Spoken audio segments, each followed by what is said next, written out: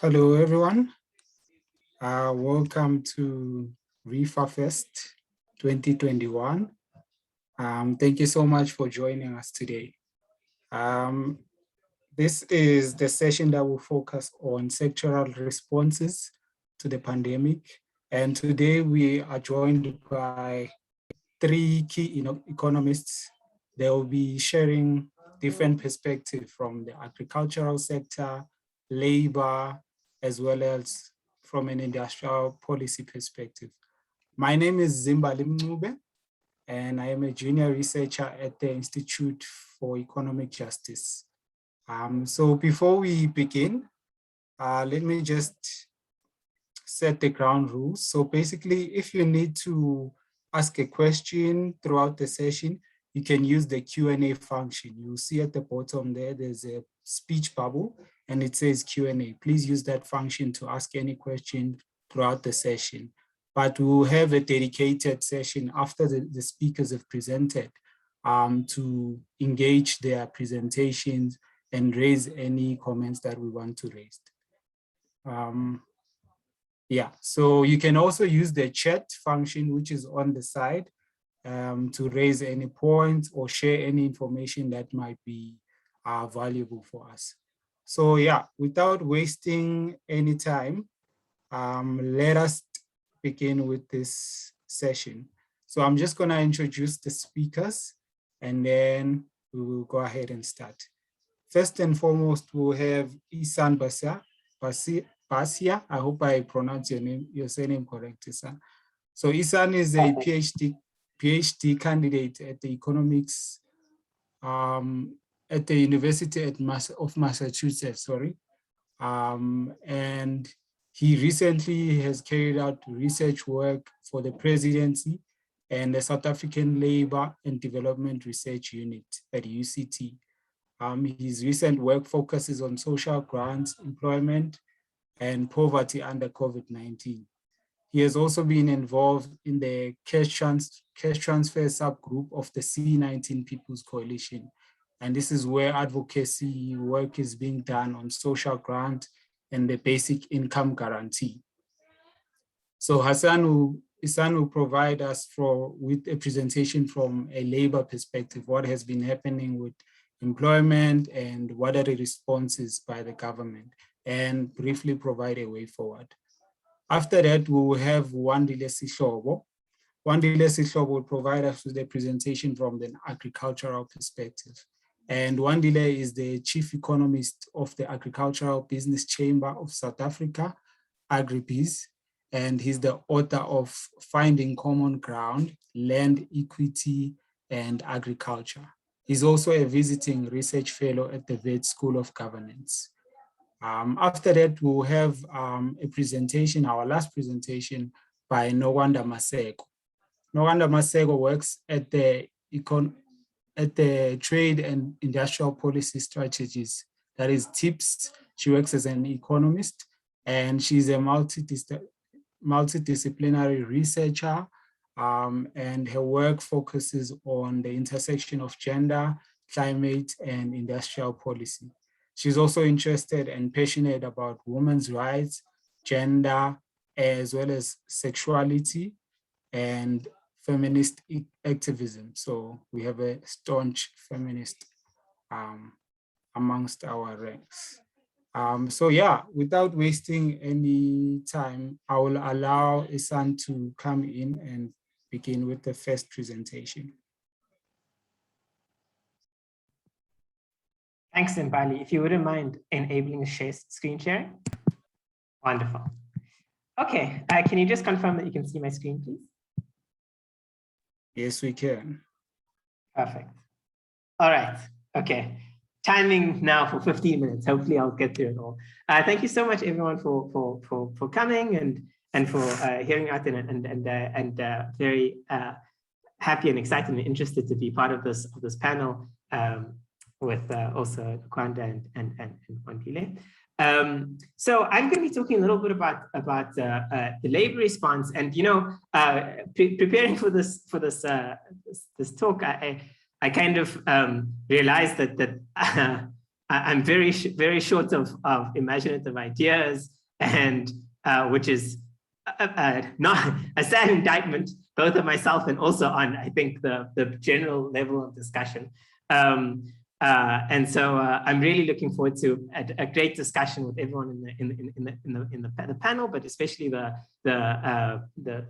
attendees on like what really to do with this massive crisis. And I'm going to give a couple of thoughts, but nothing like super. So what I'm talking about here today is I'm just going to briefly talk about what happened to labor over COVID, and I'm going to give a little bit about what happened before COVID as well. What were the responses and what were the missed opportunities? And I mean, I think everyone knows that during COVID, there was this massive shock, massive decline in employment. We already were in this absolute, crisis in terms of unemployment for decades now. And COVID really just sunk that completely. So I mean, made it even much worse. And so over here, I just want to bold on that and show that before that even, it was really, things were very bad. So I want us to focus on this graph. This is showing the trends in formal and informal sector jobs from 2015. And over on the y-axis, I'm showing here the employment to population ratio relative to 2015 Q1. And the idea, and this is from the QLFS, and the idea here is that, what's important is how many jobs there are. So this really looks at jobs. And if we say, relative to 2015, we can see here, if you track the red line, jobs in the formal sector didn't grow an inch all the way through to 2018. In fact, in 2018 and 2019, it declined quite a bit, 2-3%. And really, we're in a country with massive unemployment. To have a decline in formal sector jobs is an absolute disaster. And then you see over here, COVID hits, and we're currently down here about 12-15 percentage points below the employment level that we had in 2015. This is employment to population ratio.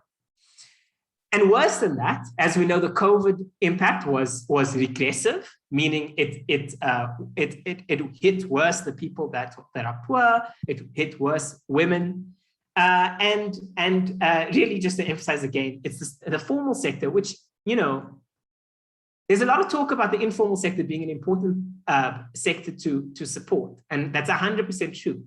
But at the same time, the informal sector generally does have low wages, and it's not great work. It's often without benefits. And so, I mean, ultimately, as a country's trajectory, we want to head into decent jobs. And those decent jobs are almost none of them are found in the informal sector. And that's why I'm focusing really on this formal sector line. And of course, this has meant a couple of things. It's meant that less employment has meant that there's more poverty and more inequality. And so, I mean, if you look from 2015 again, poverty, from 2011 to 2015 was pretty stable. On the right over here, we have the upper bound poverty line around 45%. But between 2015 and up to 2019, due to a combination of low growth and high inflation, especially inflation in food prices and so on, the poverty rates have really skyrocketed. It's incredible. And this is before COVID. And we know, poverty has increased dramatically in the last year over COVID. So even before COVID, we have this dramatic increase in the poverty rate from around 46% to 52% in the upper bound poverty line. And then in preparation for this talk, I also estimated what the top 1% share was over the period.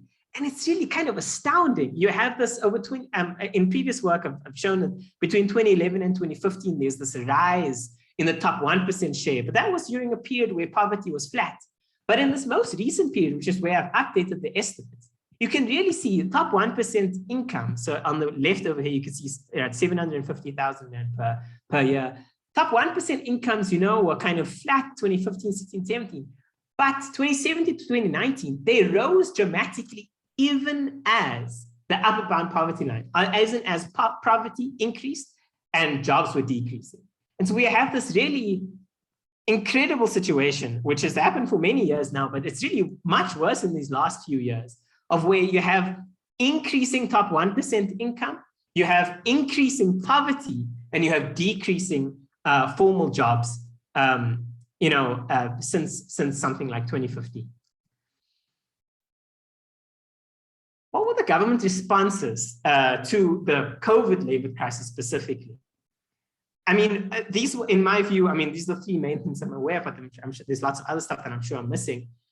Talk about TERS, which was the kind of unemployment insurance scheme. There's the ETI and the Presidential Employment Service. Now, TERS, I don't know much about it. There's a great paper by Rob Hill and Tim Kohler using the CRAM surveys. But a couple of things to note here, that even in the most severe restrictions or pandemic restrictions, level 5, only 13% of workers were receiving this kind of TERS unemployment insurance. So the point here is, even in terms of just jobs, there was limited support.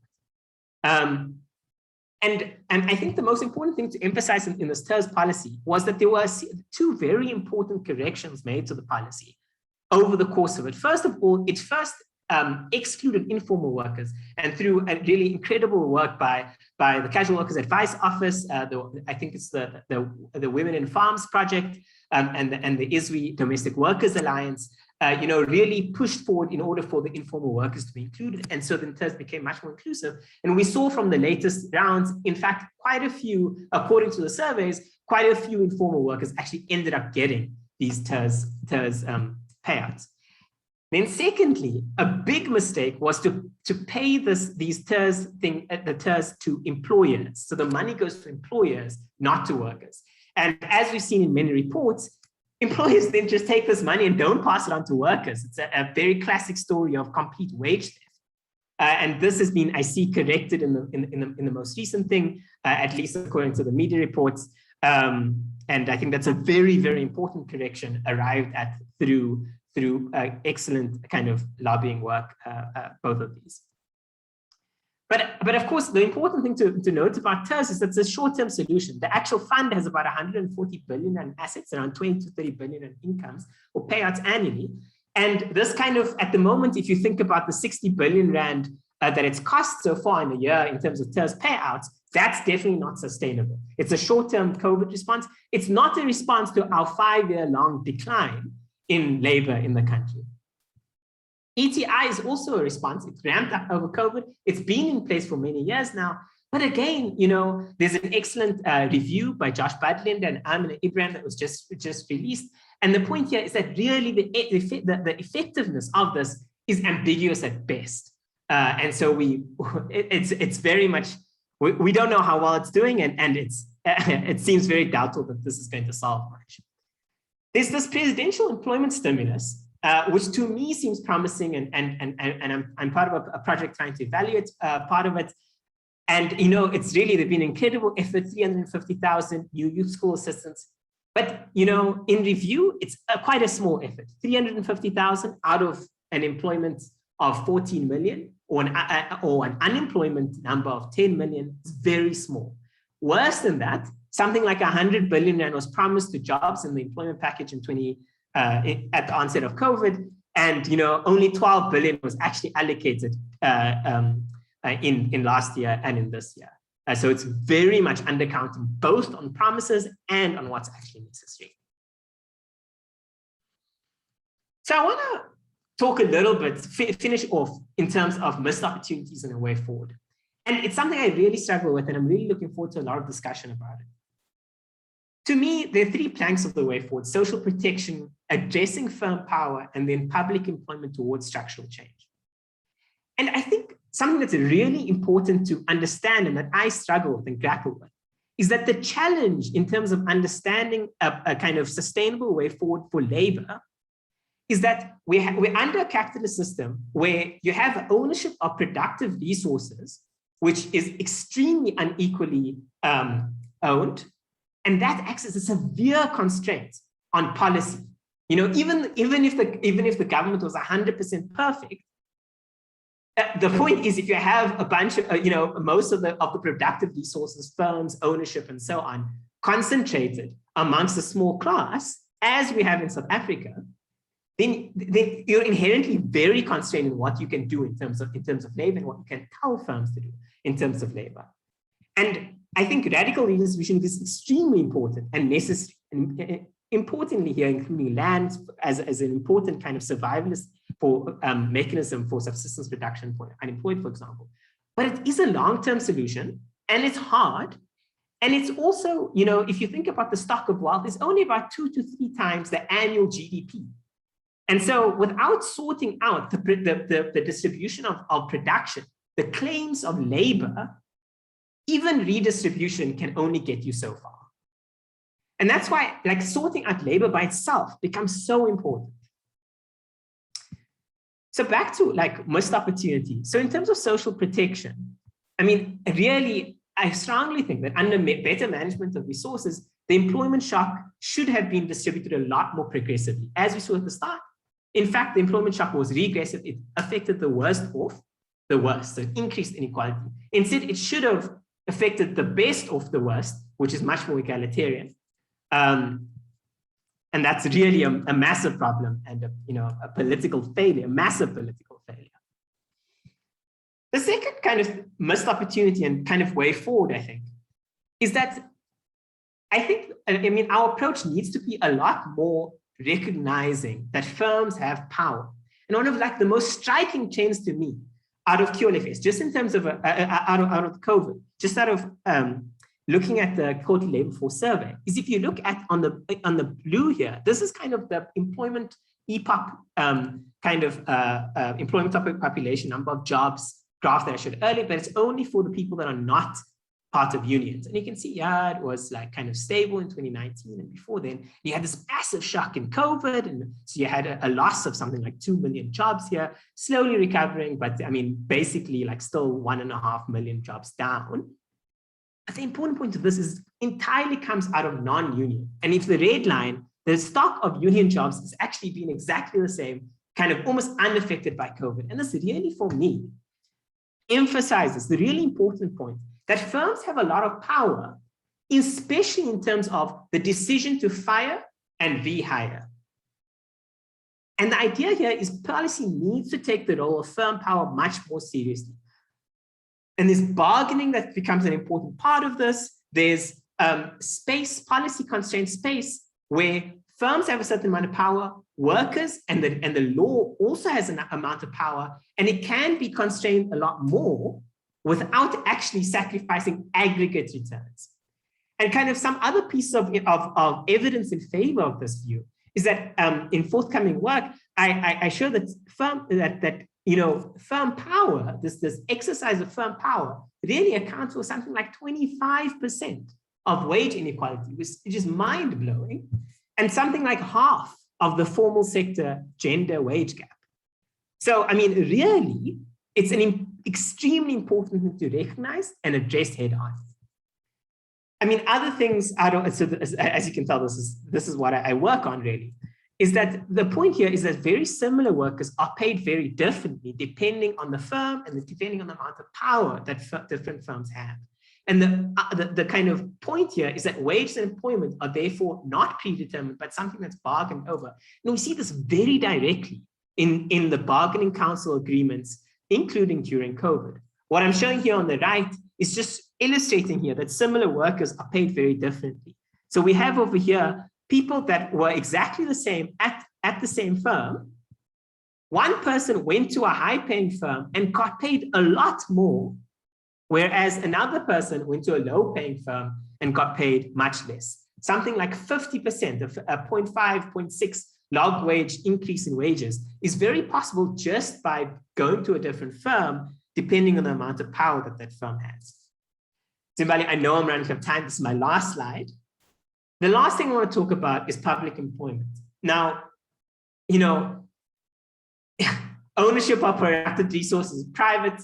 What are ways you can constrain this? One is to engage with the private resources. So that means engage with firm power. But the other way is to engage in public employment. And as I said at the start, I think the presidential employment stimulus is promising.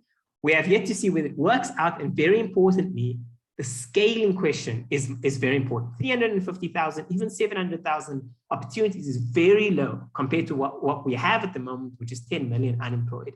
And really the biggest challenge is scaling, identifying productive interventions, and this constraint of government capacity, the ability of the government to actually effectively and smoothly roll out public employment. But if that is possible, then the potential for structural change is just so massive in my mind. Some of the examples that come to mind is to structurally address the massive amount of unpaid labor that happens, that can be addressed through something like public employment. Housing and spatial integration, the production of food, and so on, as we've seen in some current community works programs, which of course have their own problems. And the last thing I just want to note that, private employment is extremely gender regressive compared to public employment. And so there's really a lot to say for all the faults of public employment. I mean, to me, it's a big thing that needs a lot more emphasis and a lot more discussion. Anyway, that's all I have to say. And as you can see, I'm really hoping for a discussion on more imaginative things than these three kind of ways forwards of public employment, social protection, and firm power, which to me are interesting things, but not really very imaginative. Thank you so much for your time. Thank you, Ihsaan. Really, really insightful and well-researched presentation. I'm sure our attendees will be eager to, provide those innovative ideas. Moving on to our next speaker, we have, as I've said earlier, Wandile Sihlobo, and hopefully he will speak on one of the things you touched on. I heard you were speaking about land there, Ihsaan. So yeah, let's hear more from the agricultural perspective. I'm afraid, Zimbali, I'm not going to speak much about land. Good afternoon, colleagues, and thank you for making the time. It's past 5, so yeah, I imagine everyone is exhausted. But thanks. And I mean, I think Ihsaan touched on some of the important points here that to an extent also links to some of the points I will make in the next few remarks. Because one of the questions that we typically get on our side, at least over the past year, was to say, if we talk about agricultural sector having had such a fantastic year, why is hunger rising, poverty levels in South Africa rising, and all of those difficulties if there's so much food that we are at a point where we are exporting half of that?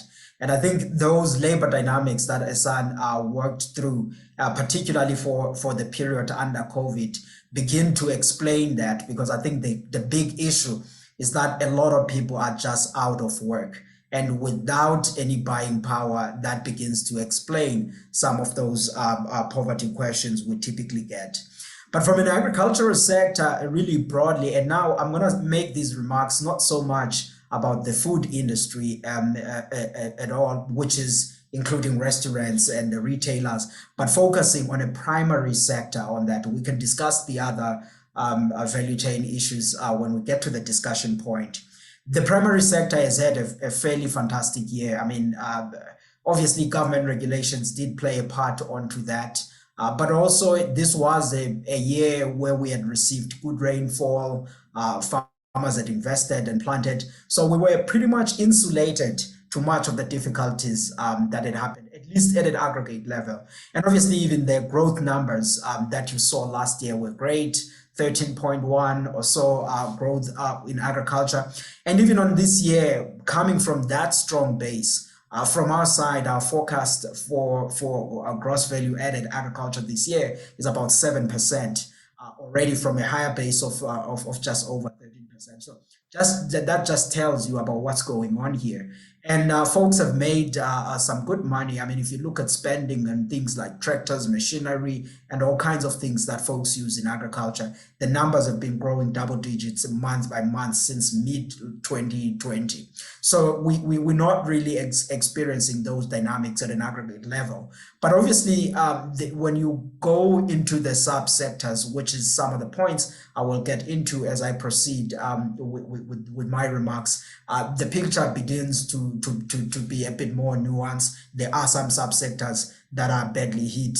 This beautiful picture of agriculture is not just as unanimous or as that.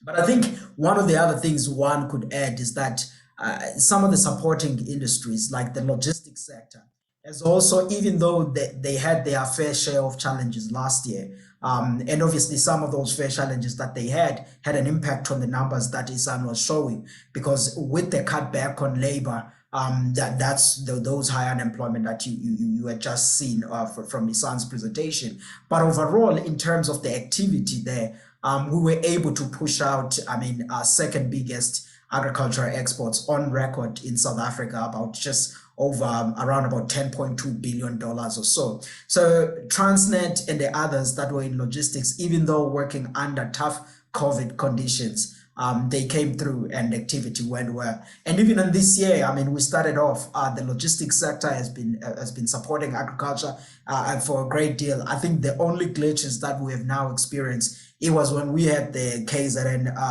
unrest and also the IT cyber attacks in Transnet about 2 or 3 weeks ago. But overall, I would say the supporting industry as well as South Africa's agriculture has been thriving fairly well. And those charts that are on the screen, they just speak to that in terms of the volumes of exports, both on the geography side, which is the chart on your right-hand side, and also just the overall exports, that the dark blue line on your left-hand side, have been fairly solid. And in fact, when we look into the numbers for 2021, for the first half of the year, our exports, building again from an already higher base for agriculture, they are up by roughly 30% on a year-on-year basis, just over $6 billion already. So we're looking at another one of those fantastic years into the agricultural sector.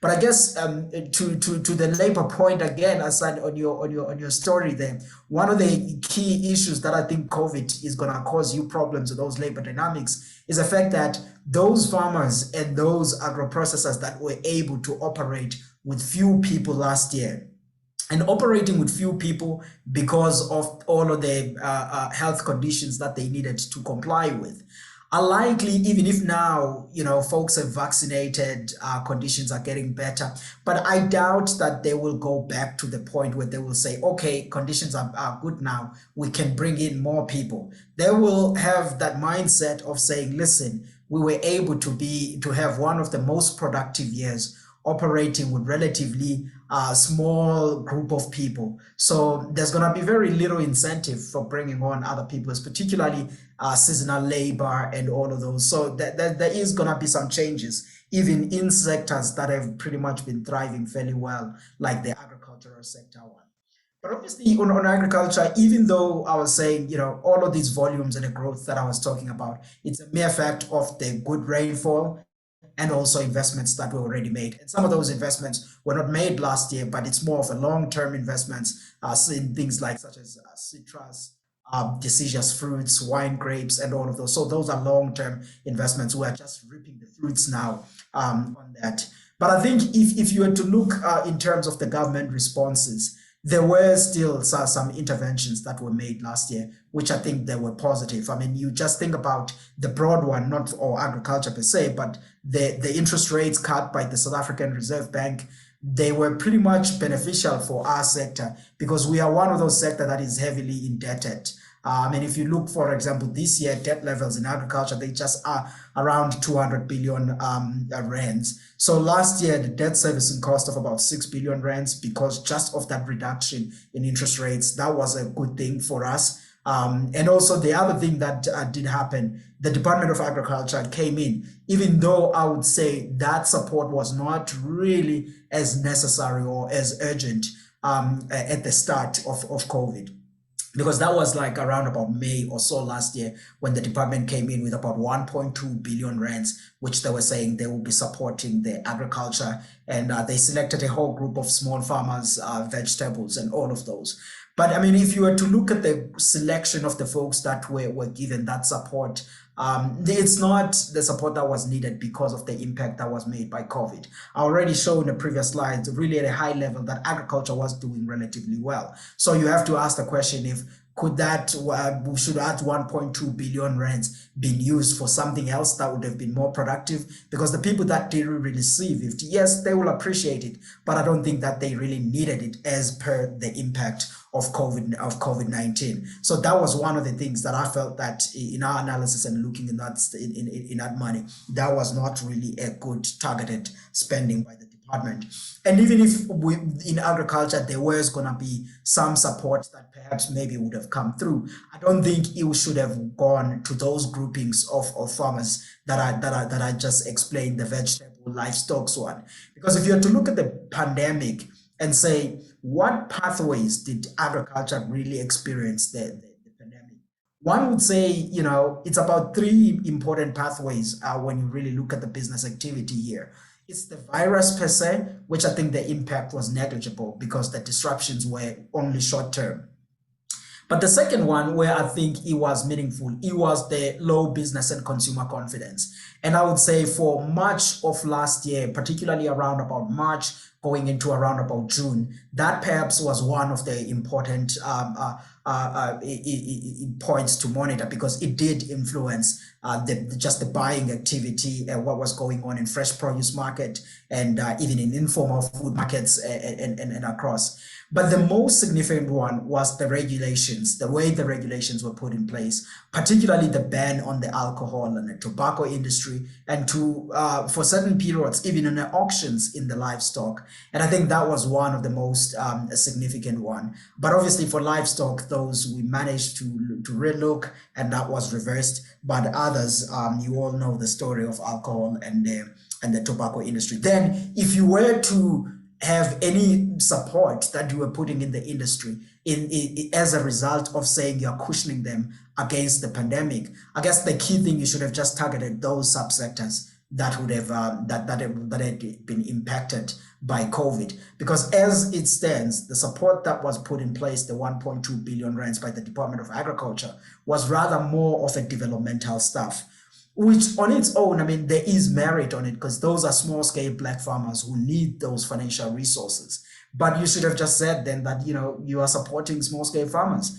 but not say, it's a COVID response and stuff. So that was one of the points of contention on this, because in a number of surveys, I mean, we did some couple of papers here with Professor Johan Kirsten at the BER, Freddie Mayer, University of Stellenbosch, and Tracy and Tinashe Kapuya, also with Stellenbosch University. So in various surveys that we were doing throughout the pandemic, selecting a number of crops, in the grain space, for example, I just listed a couple of them there. You'll see that it's green for most of these, in a sense that the impact wasn't as notable, and there was almost no impact for greater part of the years. And this speaks to my opening slides at the start.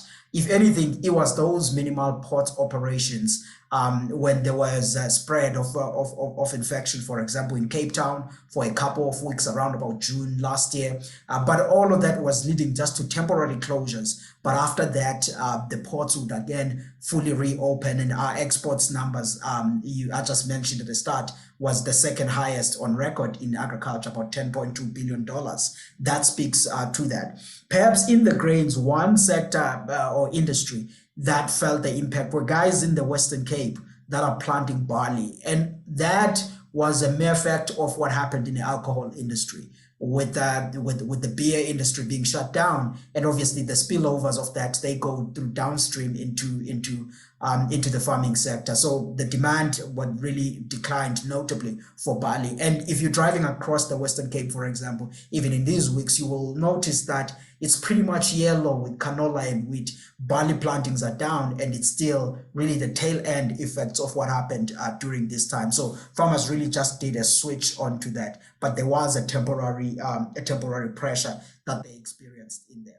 But if you're to look at some of the industries like the horticulture space, particularly selection of a couple of vegetables and fruits, there was a bit of an impact at the start when fresh produce markets were disrupted. And I guess there it was not so much even the issue of regulations, but it's how those that were in the ground were interpreting the regulations. The police didn't really understand the regulation at the start, as the lawmakers that were writing them had intended them to be. So there was those closures, and when communication improved, you began to see those places opening up. And when they had closed, obviously that consumer demand stuff that I was mentioning in those pathways is what we saw leading to lower prices. But that's not anything that you could really complain about compared to what was happening to other sectors of the economy.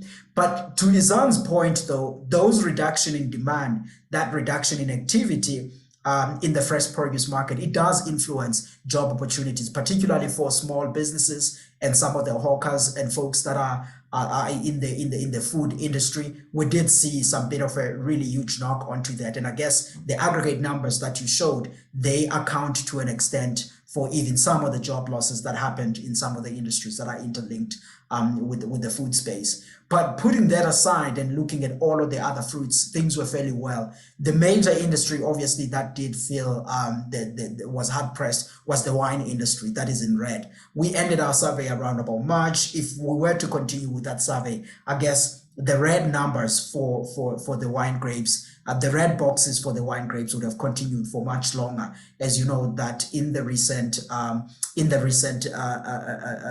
ban on the alcohol sale, folks were complaining about that. And again, on the employment numbers, if you were to look at the agricultural jobs in the Western Cape, they are at the lowest level since around about 2014.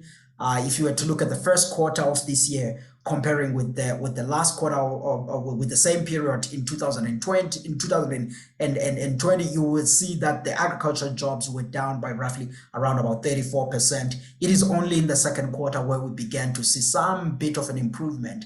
But even there, it was some seasonal work that was opened up in the canola fields and the barley fields and stuff like that. But it speaks to those labor dynamics about what are in the industries that were hard hit in agriculture. It's really the Western Cape which saw a big hit on that because of those regulatory stuff. And obviously those were necessary if you were to consider the health side of the argument and not only just for the businesses side, which is what I'm speaking about here.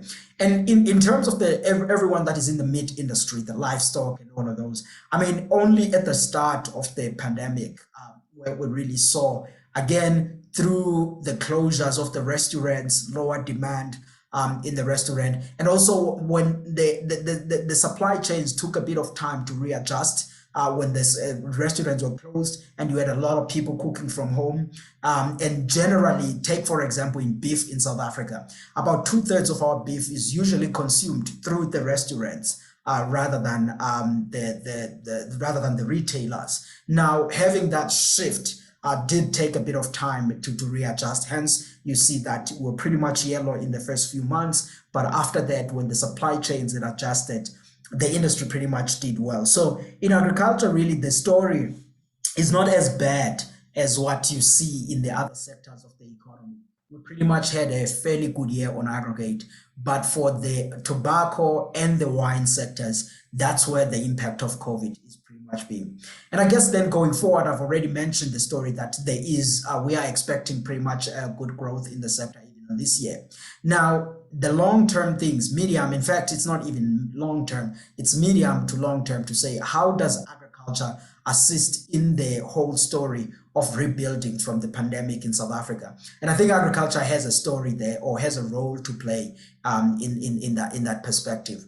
We all remember from the documents such as the Chapter 6 of the NDP, where there was 1 million jobs in agriculture that could be created in agriculture and agro-processing.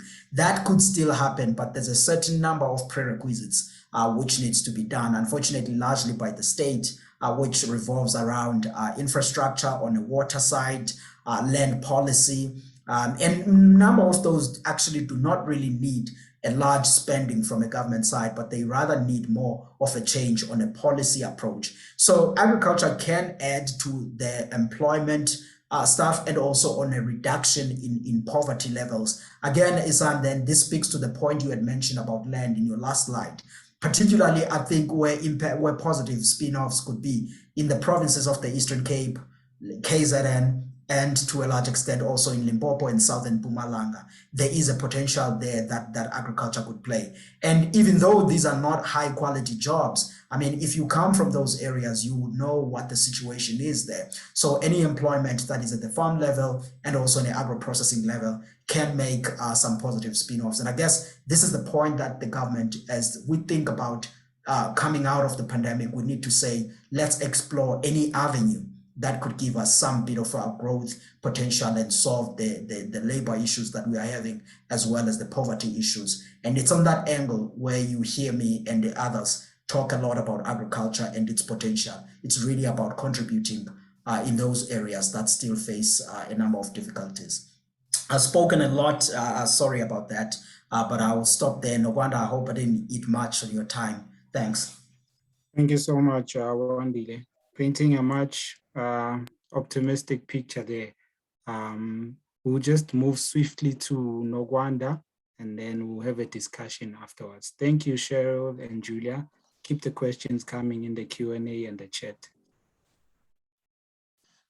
Thanks, Zimbali. Thanks, Wandile. It's okay. Let's see how fast I can go. Just sharing my presentation. There we go. So hi everyone, as already mentioned, I am Nokwanda Maseko. I work as an economist for TIPS, also known as Trade and Industrial Policy Strategies. So just to preface my presentation, I would say, firstly, these are my own views. They're not necessarily the views of my employer. And then the second thing I will say is that I intentionally focused on manufacturing in this presentation. And so where I start with it is obviously with the context of COVID-19. And then I look at the economy by the numbers, focusing, as I said, on manufacturing. And then I will look briefly at some of the support measures that were put in place, and then talk briefly about what I think the problem is, and also share my final thoughts. So in context, I will start with the fact that I think South Africa was one of the worst hit countries in terms of the health impact of the pandemic, as well as the economic impact. So in terms of the health impact, for example, as of yesterday, we saw there were about 2.8 million COVID cases. And so South Africa now accounts for about 1.3% of global cases and about 35% of cases from the continent. We also have some really high deaths at over 82,000.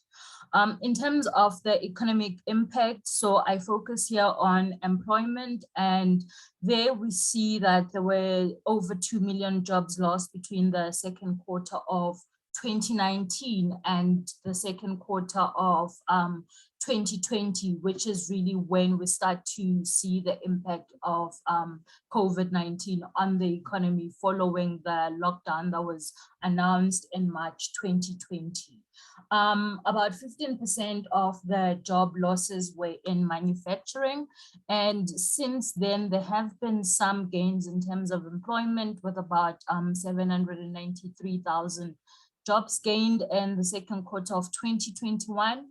But manufacturing is continuing to lose jobs, with about 41,000 job losses in manufacturing between the second quarter of 2020 and 2021.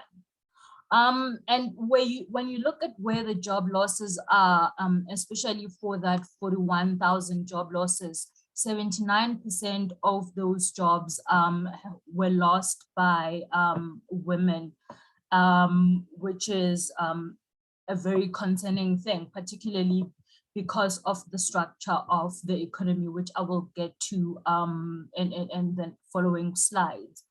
So also in terms of gross earnings, which we get from the quarterly employment survey, found that about 12 billion in manufacturing gross earnings was lost between March and June 2020.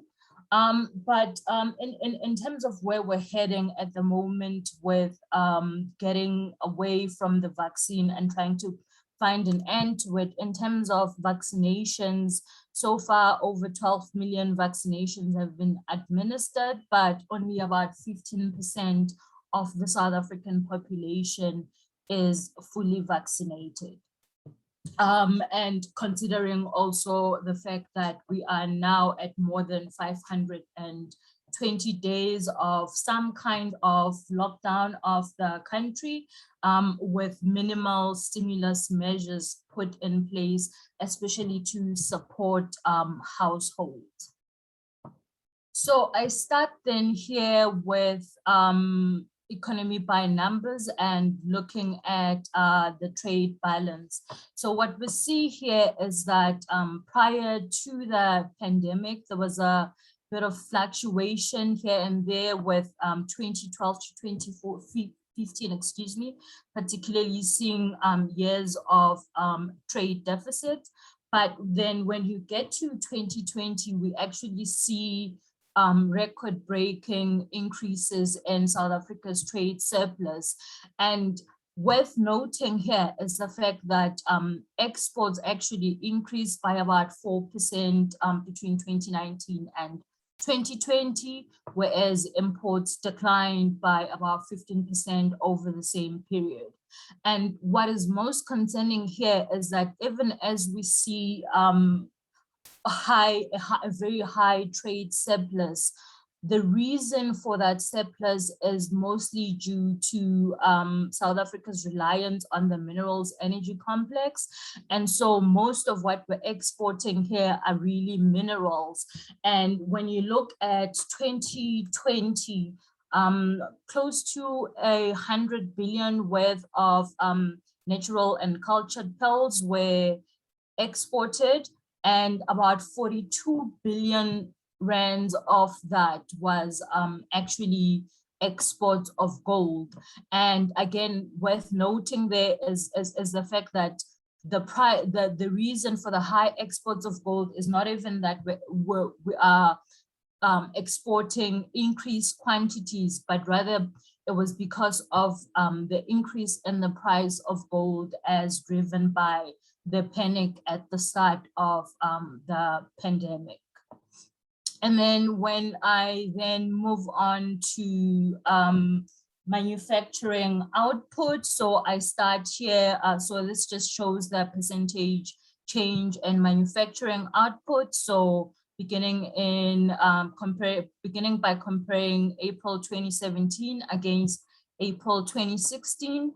And again, we see here that manufacturing output declined sharply in the second quarter of 2020, and that is related to the COVID-19 lockdown that was instituted in March 2020.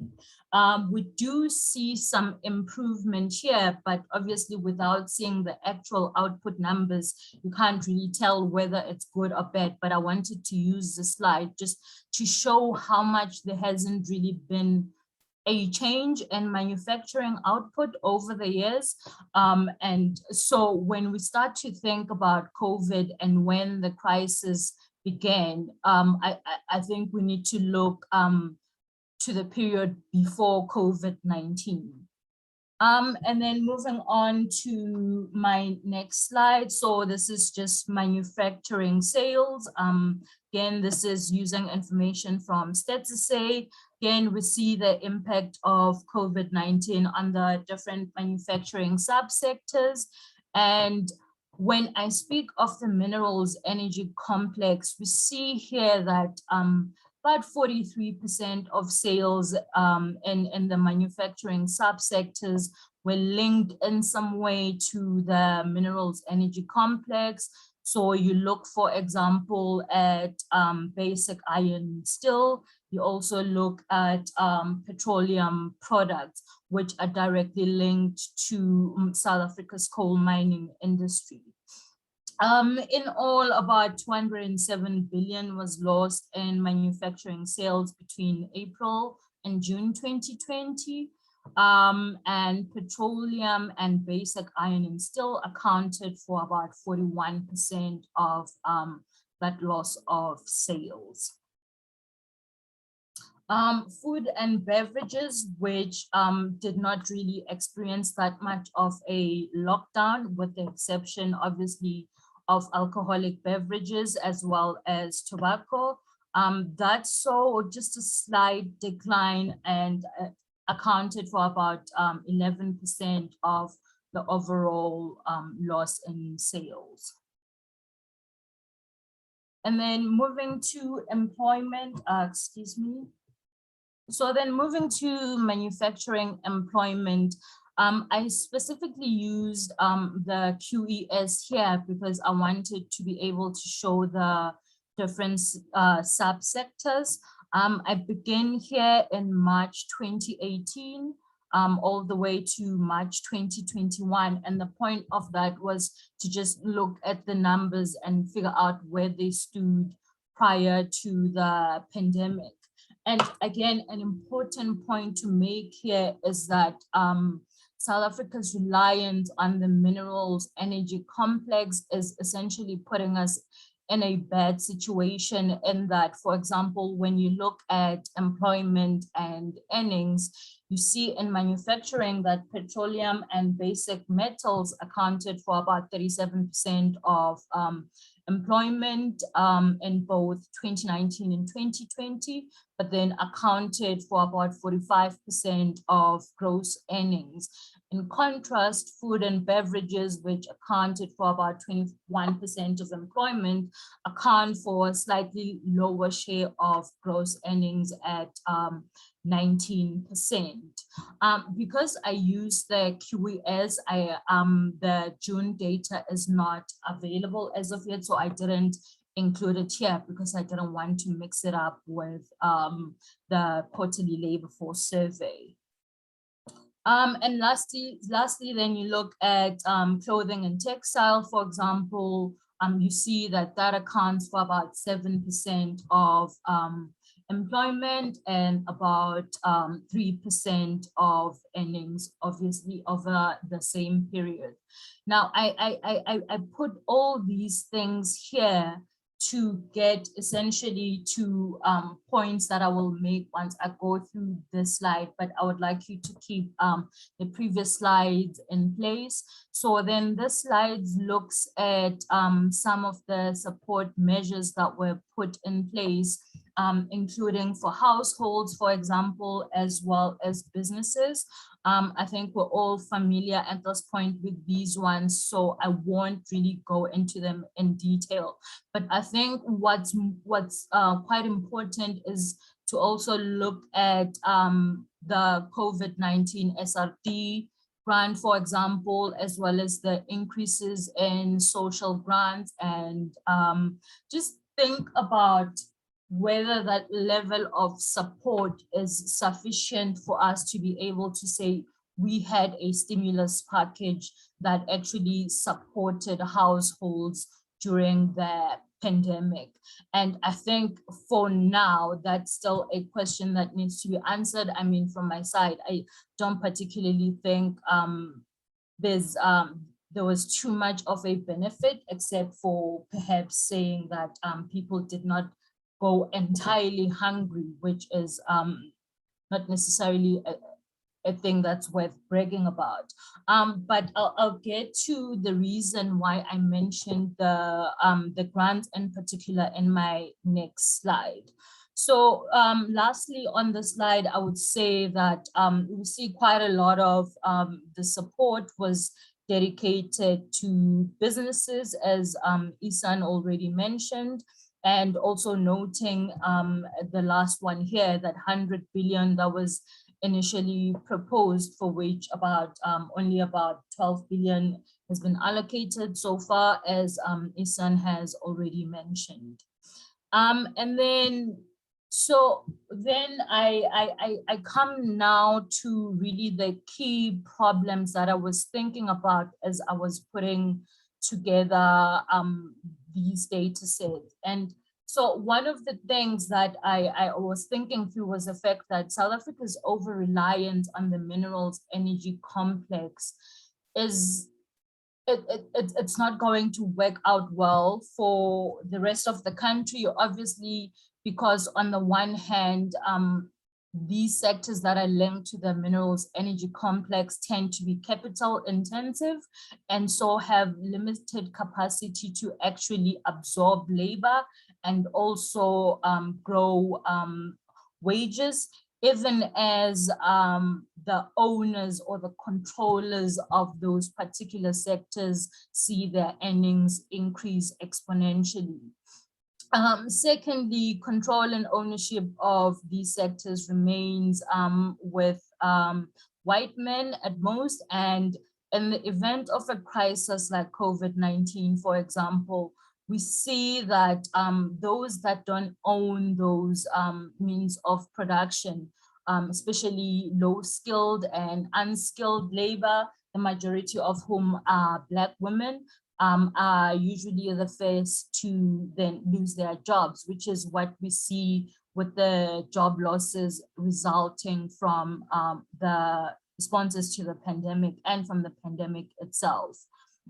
Importantly here is the fact that even if we were to actually try and improve the ownership structure around the minerals energy complex, that is not going to work when you consider the inevitable need to deal with the climate crisis, which requires us to substantially reduce greenhouse gas emissions. And so you can't really build an economy on a foundation that is in the process right now of essentially being dismantled. I mean, it's going to exist for a few more years. Capital, I suppose, needs to get all of its gains from that, but it's a dying industry, particularly coal, but also we've seen over the years continued decline in mining. Gold has been going down for years, including gold employment. Even platinum demand is not what it used to be anymore. And so when we then get to the problem of COVID, what we come across is the fact that because of the over-reliance on the minerals energy complex, South Africa's development has taken place in particular economic zones or particular hubs. So you look at Gauteng's development trajectory, for example, a lot of the industry and a lot of the economic activity takes place around communities with industry, with mining opportunities, same thing with in provinces like Mpumalanga, for example. And what that does is create hubs where people then go to get employment, which one, perpetuates the migrant labor system, but secondly, it creates areas that are underdeveloped, which is where those people often come from.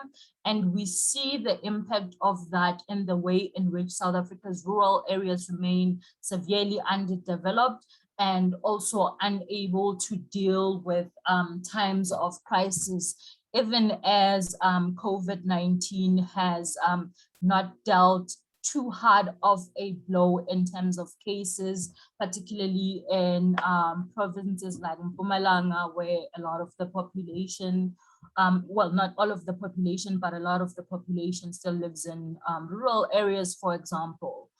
And then the second problem is an underinvestment in quality education, also an underinvestment in research and development, which stifled innovation and essentially led to the loss of manufacturing and production capacity in some very key subsectors of the economy. So one example would be the loss of vaccine production capacity. So since the 1930s, South Africa had vaccine production capacity, but by 2000, that had essentially disappeared. And so now South Africa essentially then acts as a packaging and distribution hub, which is the same thing we see for ARVs, for example, same thing we see for condoms, which are a very big chunk of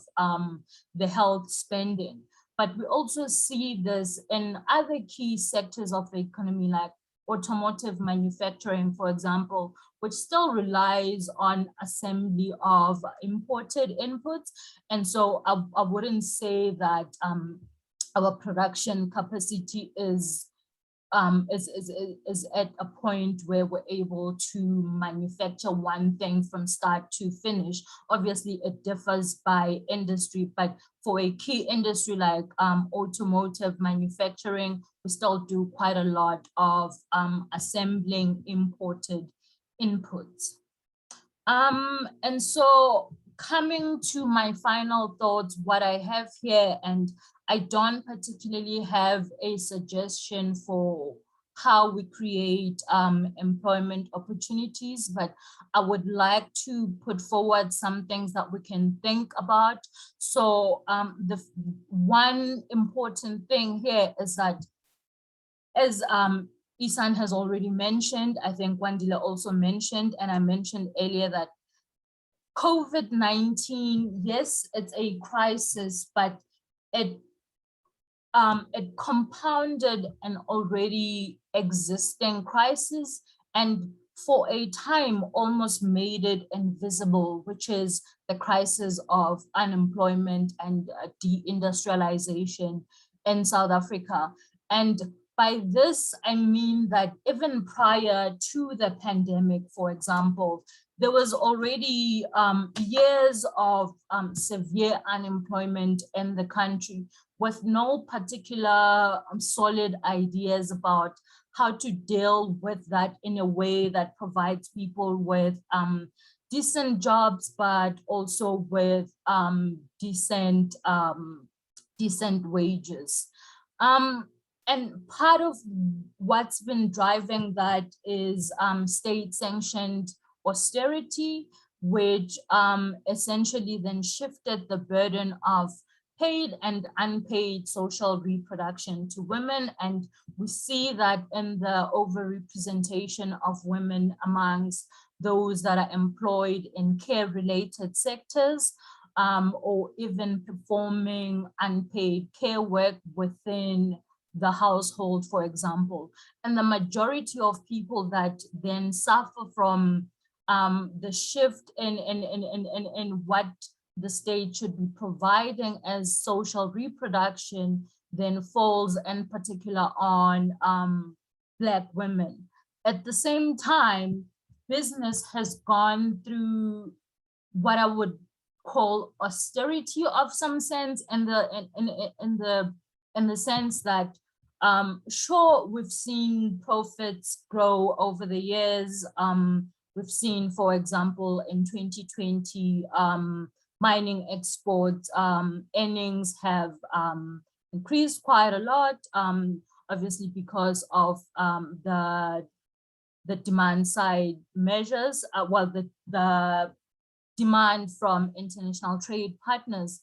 But we also then, what we also see is that business has been shifting the goalposts and in a way trying to select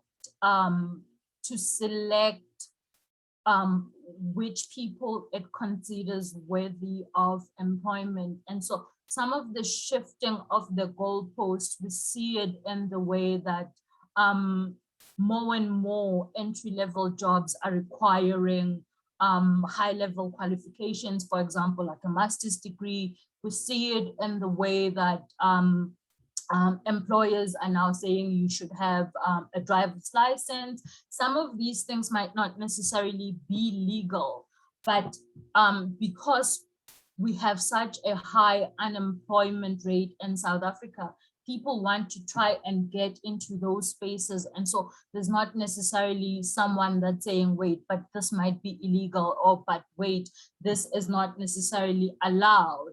And so business then creates these particular groups of, this is who we're going to hire. And the people that often get left behind because of those goalposts, because of those very strict requirements, are normally Black women, they're normally Black people, but more importantly, they are Black women. And getting to my last few points, I would say that one other thing that has failed in South Africa is I suppose a failure of policy imagination, but also a failure to recognize that social protection interventions are actually an important part of industrial policy. And within social, I don't just mean social grants, but I also mean access to basic services, for example, like housing, like clean drinking water. I think what we've seen over the years, and probably people who live in rural areas, as I am one of, would tell you that, sure, we have taps, but we barely have water. And this is a crisis that was seen last year at the start of the pandemic, when everyone was saying, wait, but how are people who don't have running water going to wash their hands 5 times every like 10 minutes or something like that? And so I think here there is a failure to see social protection as part of the state promoting production. It's part of production, it's part of social production, and it's what, for example, keeps demand going. So we see it, for example, with the child support grant. If you go back to the early days of its implementation across all racial groups, you see the improvement in educational outcomes, but you see the increase in the number of children actually attending and staying in school. And that's what I mean when I say that social protection provides a way, essentially then creates demand and forms part of production. And as I noted also earlier, so what just before I go to that last point, what the other thing that I think we need to think clearly about when we think about the SRD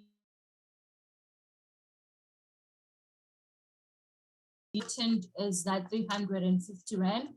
Yes, it's done a lot to keep people fed over the last few months of the pandemic, but when you consider the fact that that 350 Rand is actually about 60% of the food poverty line, you start to see where it falls short, particularly in a country where there's no equitable access to affordable transportation. For example, there's no equitable access to employment opportunities.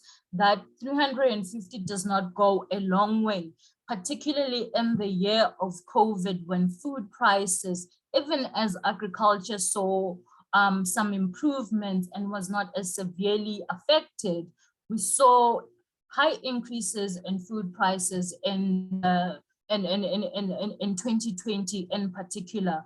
And so we need to start thinking about the sufficiency of that 350. We need to start thinking about what the state means when it says, for example, in terms of the child support grant extension to caregivers, we will give you this for you to take care of your children, and then we will take it away.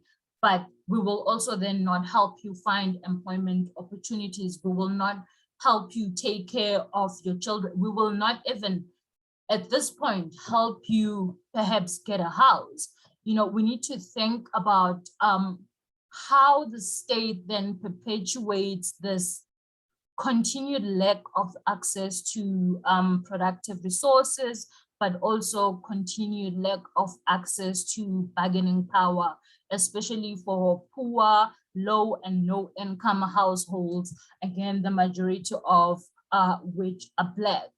And in closing, I will say that, and I know I haven't touched on it here, but the one thing we need to think about as well is what role do the unemployed play in this country? How do we get those people absorbed within the economy? But more than that, I think we need to start thinking of this particular issue in terms of what it means in the context of citizenship. So I will close there. That would be my final question. Just think about what lack of access to productive resources, to your own assets, for example, what does it mean when you think about whose citizenship is then valued in the country and whose citizenship is not valued? Thank you. Thank you so much, Nokwanda. Those were full, insightful presentations. Thank you to all our presenters. I think we have about 20 minutes to have a discussion, and there's already some engagement on the chat. So I'll just take this question from Ihsaan, and it's for Wandile. And it's a question I also had myself, that despite, I'm just going to read it out. One important remaining puzzle is that the sector's output seems to have recovered much more than employment. And then Ihsaan asked, do we interpret this as a restructuring towards more permanently less jobs? Or do we interpret it as just a lack of new hires? Wandile, do you have something to say on that? Yeah, I mean, I would say we are, because I would hate to speculate and say we're waiting for more data to see what's happening there. But if I were to speculate and go down that road, I mean, I would say, Ihsaan, there is a change that is happening. And I mean, this is not only a South Africa story, even globally, that's going on in the agriculture sector. The farmers that were able to operate with less people during the pandemic, when you speak with them now, even though some have vaccinated, the conditions are better than when we were in the height of a pandemic last year. There isn't much of a willingness to actually bring back those people back to the job. So I think there will be a structural change. You can interpret it in that way, but obviously we're waiting for more data to come through.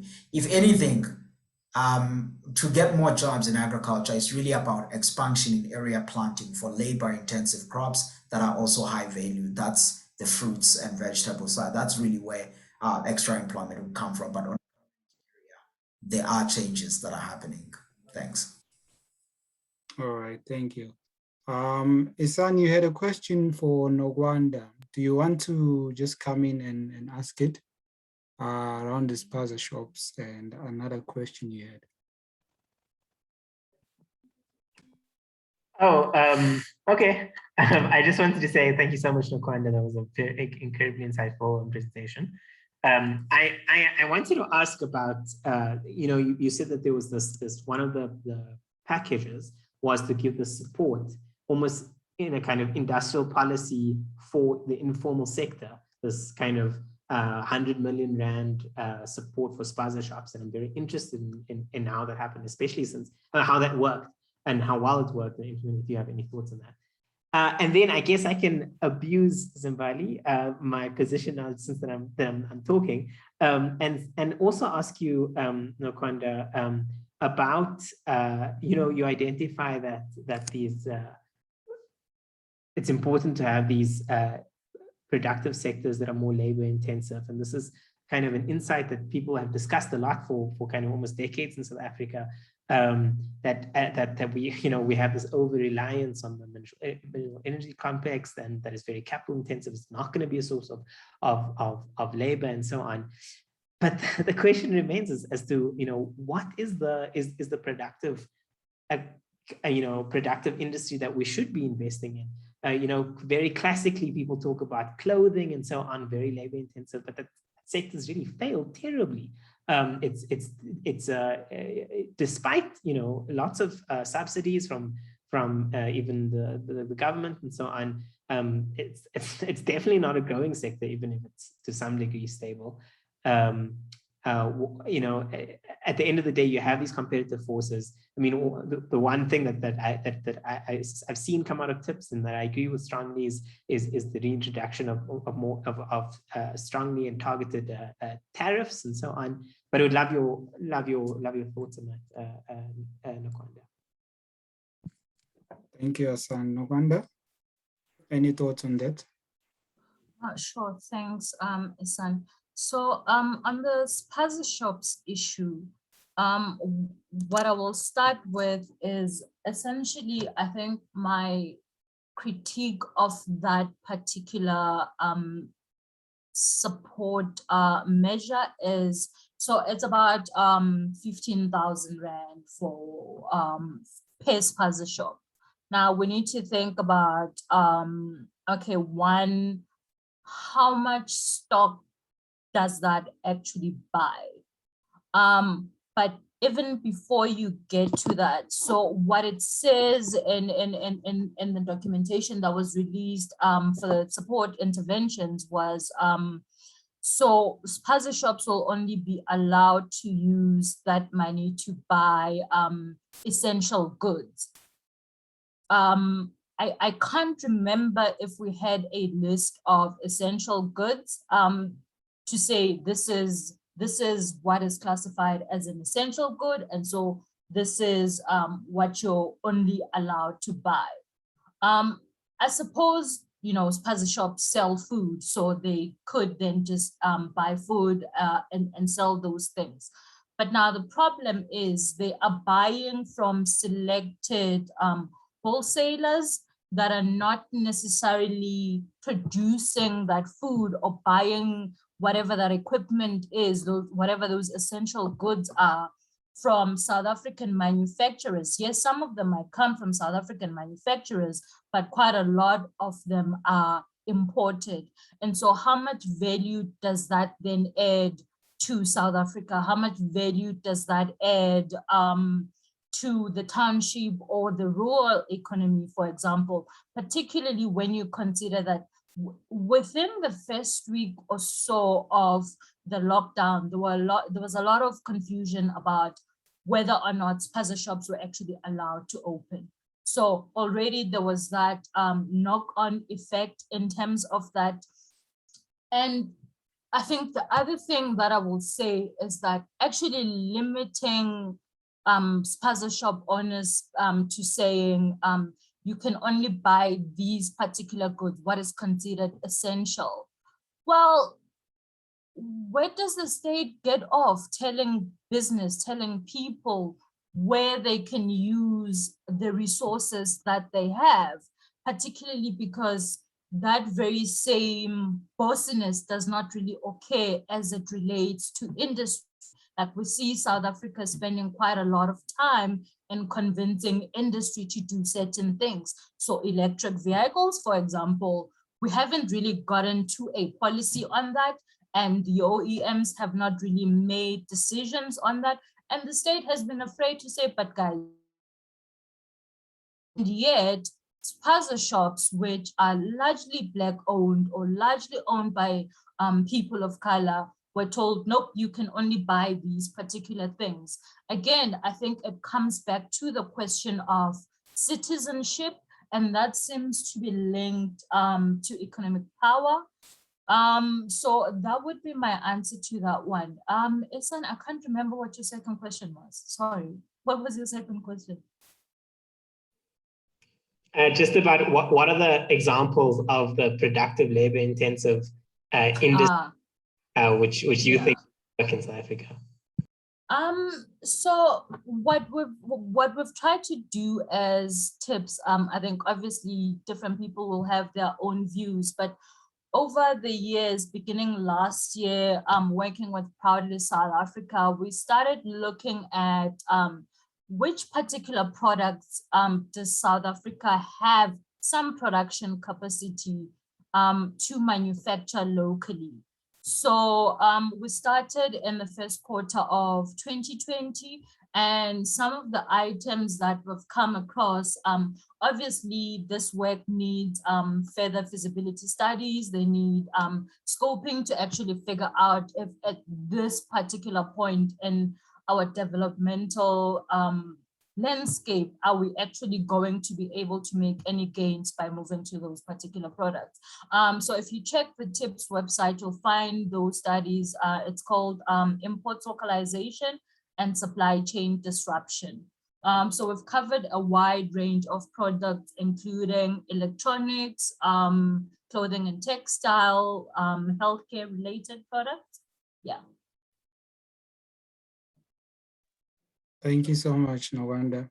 I want us to go back to the questions of jobs, Ihsaan. And then I see there are other questions that are general. I'll ask them, and then whoever that feels comfortable in the panel can answer them. So my question, Ihsaan, is around the idea of a jobs guarantee.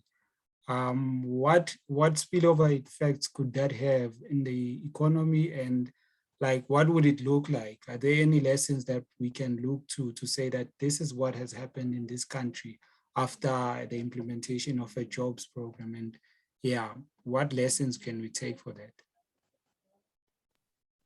Right. So maybe your question comes from this bit, but I recently did a study with the co-author Josh Badlander on looking at these kind of spillovers of an international comparison of the spillovers of cash grants and job programs. My favorite 3 studies to talk about are,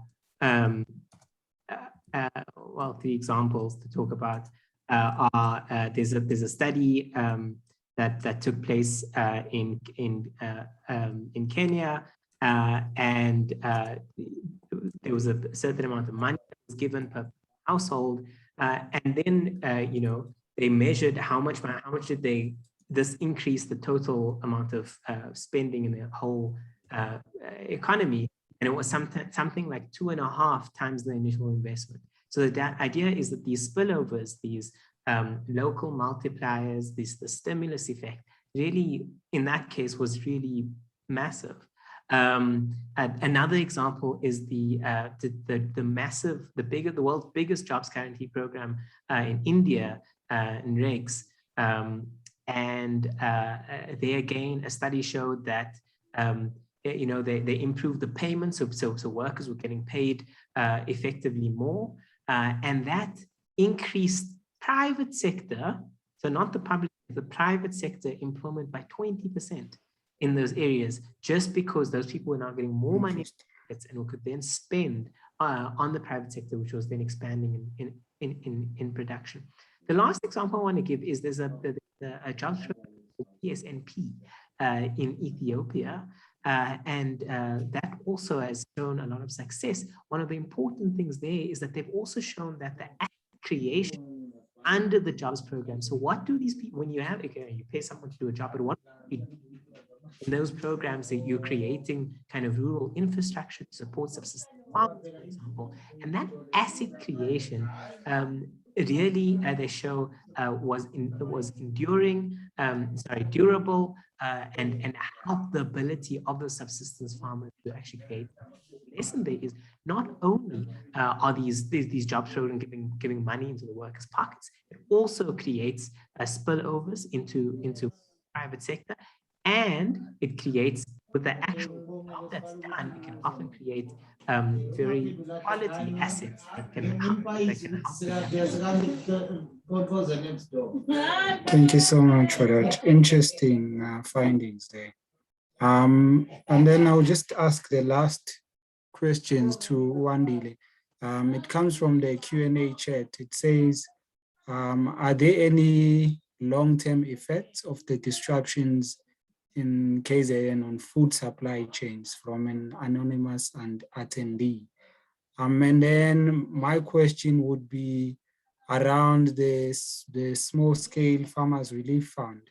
He said that it was not well targeted, and I see Ihsaan also raised that question. How could it have been designed better? Because the issues that Nokwanda raised around the prescriptiveness of you know, the interventions that are made were also emerging there. in terms of the input voucher system.